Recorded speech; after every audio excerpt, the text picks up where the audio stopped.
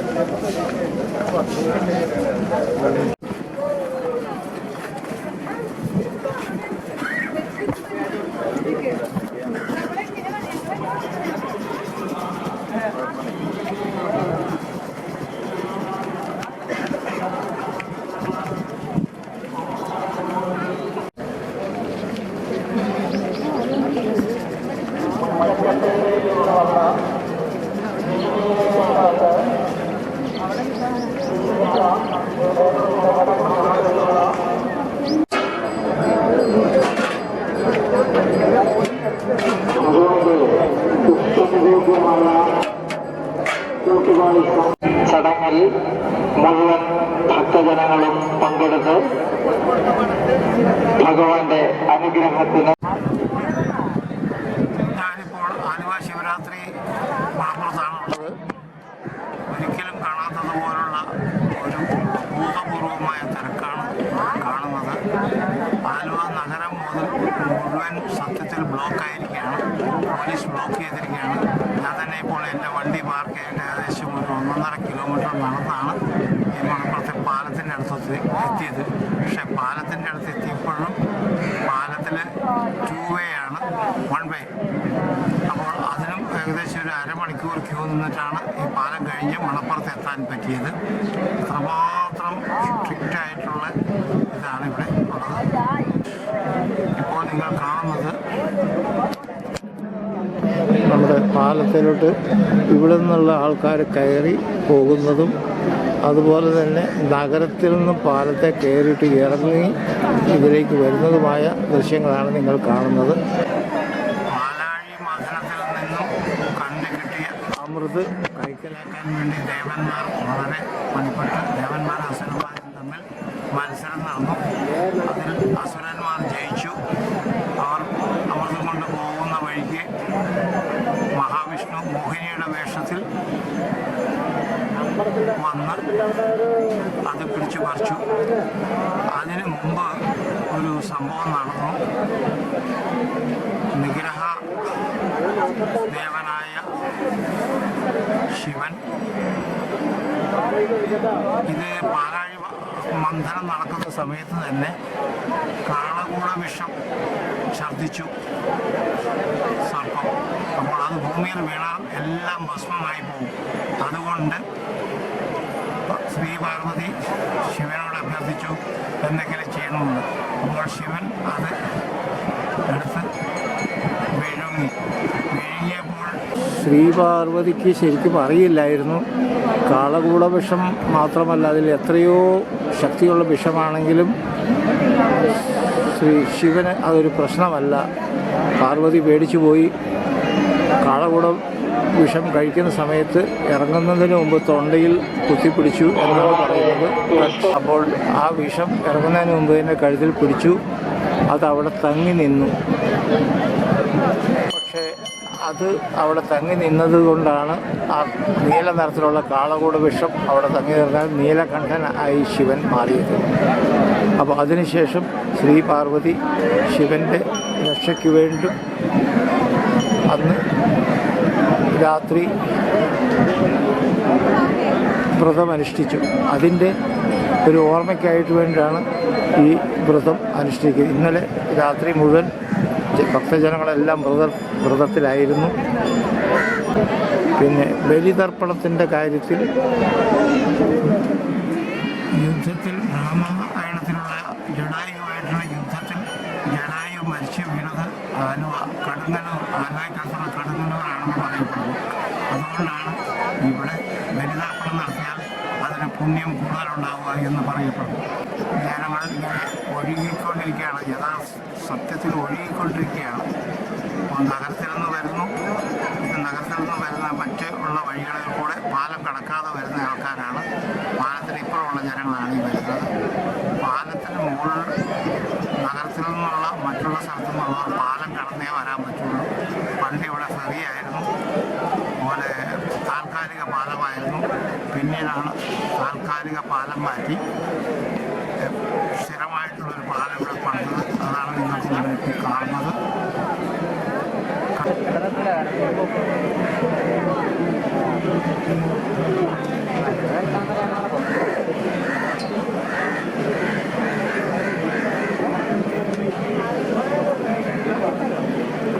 ഇവിടെ ദർശനത്തിന് വേണ്ടി നിൽക്കുന്ന ജനക്കൂട്ടമാണ്. ഇവിടെ ക്യൂ നിൽക്കുകയാണ്.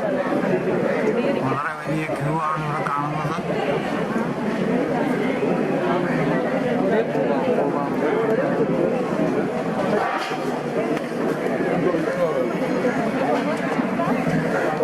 വളരെ നീണ്ട ക്യൂ ആണ്.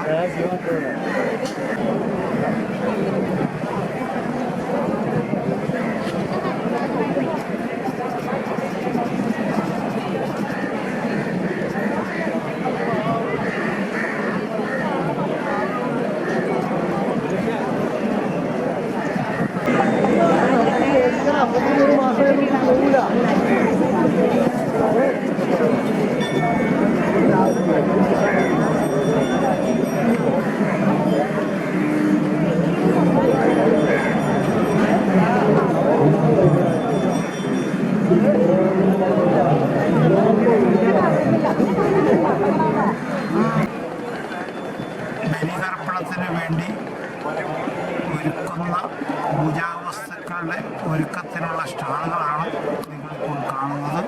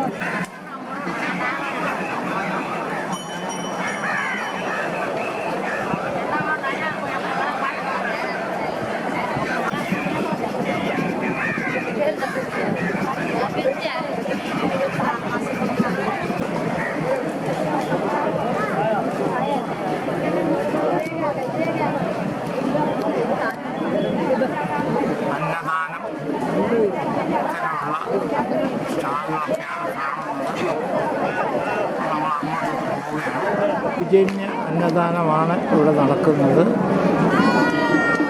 തിരുവിതാംകൂർ ദേവസ്വം ബോർഡിൻ്റെ വകയാണ്. ആലുവ മഹാദേവ ക്ഷേത്രം തിരുവിതാംകൂർ ദേവസ്വം ബോർഡ് സൗജന്യ അന്നദാനം. ഇവിടുത്തെ മഹാശിവരാത്രി പ്രമാണിച്ചുള്ള മണപ്പുറത്തെ എക്സിബിഷൻ ഗ്രൗണ്ടിലേക്കുള്ള പ്രവേശന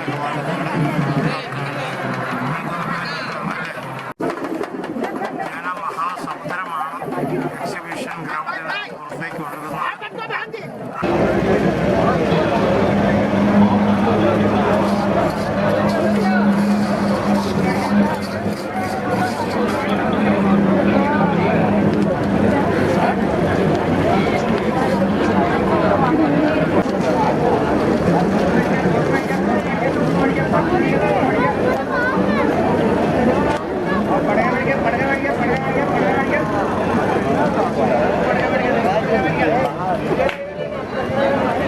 ഇനി നമുക്കൊന്ന് എക്സിബിഷൻ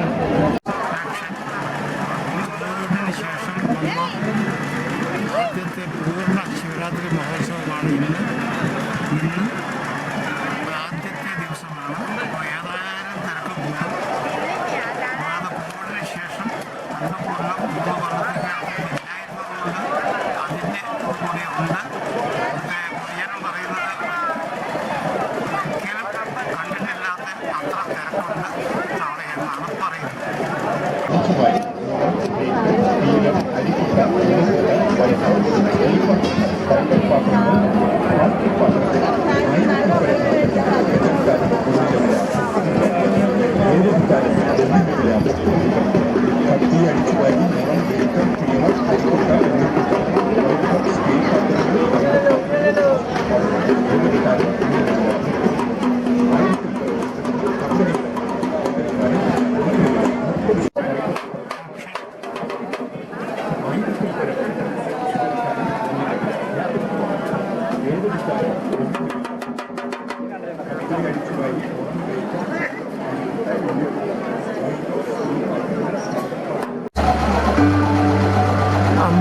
അമ്യൂസ്മെൻറ്റ് പാർക്കിലേക്കുള്ള എൻട്രൻസിൻ്റെ അടുത്താണ് നമ്മളിപ്പോൾ നിൽക്കുന്നത്.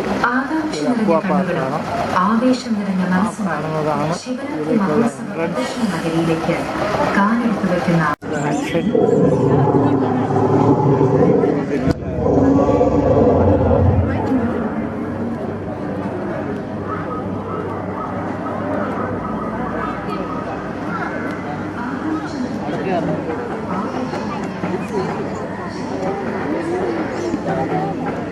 തരത്തിലുള്ള റൈഡുകൾ ഇവിടെയുണ്ട്. ഇപ്പോൾ ഇതിലൊന്നും തിരക്കില്ല. ഇനി വൈകിട്ടാകുമ്പോഴത്തേനും തിരക്കുണ്ടാവും. അതുപോലെ തന്നെ ഇപ്പോൾ ഇങ്ങോട്ട് വരിക അത്ര എളുപ്പമല്ല. ഒരു 1-2 ദിവസം കഴിഞ്ഞിട്ടുണ്ടെങ്കിൽ ഇങ്ങോട്ടുള്ള തിരക്ക് കുറയും. അപ്പോൾ വളരെ സൗകര്യത്തിൽ ജനങ്ങൾക്ക് ഇങ്ങോട്ട് എത്താറാവും. ഏത് സമയത്തായിരിക്കും തിരക്കുണ്ടാകുന്നത്. പണ്ടൊക്കെ മരണക്കിണർ എന്ന് പറഞ്ഞിരുന്ന സംഗതിയാണിത്. മോട്ടോർ സൈക്കിളിൻ്റെയും കാറിൻ്റെയൊക്കെ കിണറിലേക്ക് ചുറ്റി ഇറങ്ങുന്ന ആ കിണറാണ് കാണുന്നത്. അതുപോലെ മറ്റുള്ള റൈഡുകൾ ഇവിടെയുണ്ട്. പിന്നെ പബ്ലിക്കൊന്നും അതിൽ കയറാൻ തുടങ്ങിയിട്ടില്ല. ഞാൻ മുമ്പ് പറഞ്ഞ പോലെ തിരക്കൊക്കെ വരുന്നതേ ഉള്ളൂ. ഇനി വരും ദിവസങ്ങളിലായിരിക്കും തിരക്ക് കൂടുക.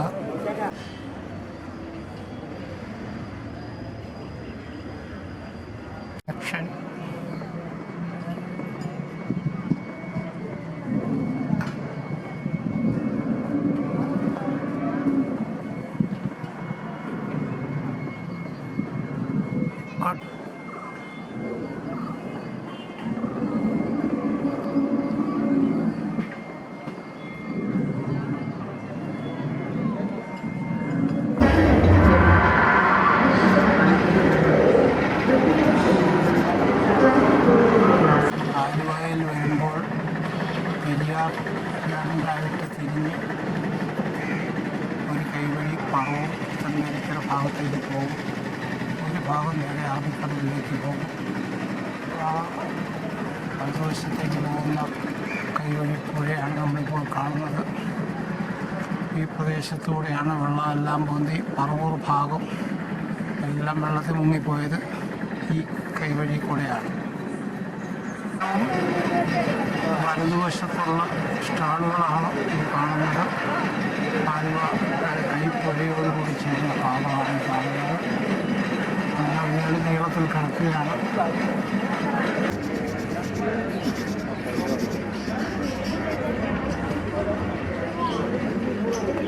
നല്ല നല്ല ക്യാപ്പുകൾ കിട്ടുന്ന ഒരേ ഒരു കടയാണ് ഇവിടെ ആലുവയിൽ. നല്ല ക്യാപ്പുകൾ ഇവിടെ കിട്ടുന്നതാണ് കേട്ടോ.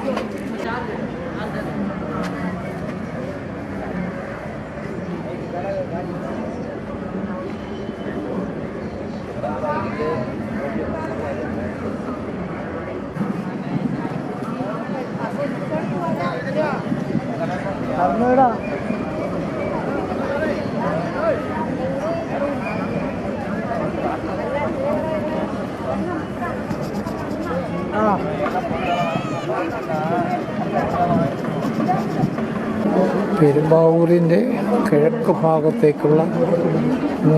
ഭാഗത്തുള്ള ഭാഗമാണ് കാണുന്നത്. മണപ്പുറത്തോട് ചേർന്നിട്ടുള്ള ഭാഗം പെരിയാറിൻ്റെ താഴേക്കുള്ള ഭാഗമാണ്. മണപ്പുറത്തോട് ചേർന്നിട്ടുള്ള ഈ താഴെ കാണുന്നത് മുങ്ങി കുളിക്കാനുള്ള സ്ഥലമാണ്. പാലത്തിൽ കൂടി ട്രെയിൻ കടന്നു പോകുന്നു.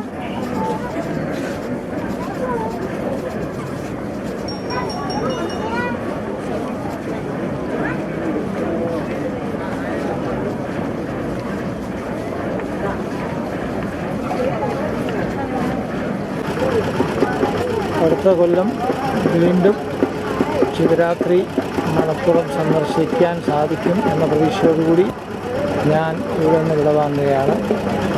അപ്പോൾ ഇനി ശിവരാത്രി മണപ്പുറത്ത് വെച്ച് അടുത്ത കൊല്ലം നമുക്ക് കാണാം. നിങ്ങളെല്ലാവരും ഇത് ആസ്വദിക്കുമെന്ന് വിചാരിക്കുന്നു. ഇത് വളരെ വലിയ ഒരു മഹോത്സവമാണ്. അത്രയധികം ജനക്കൂട്ടമുള്ളത് ആദ്യത്തെ ദിവസമാണ്.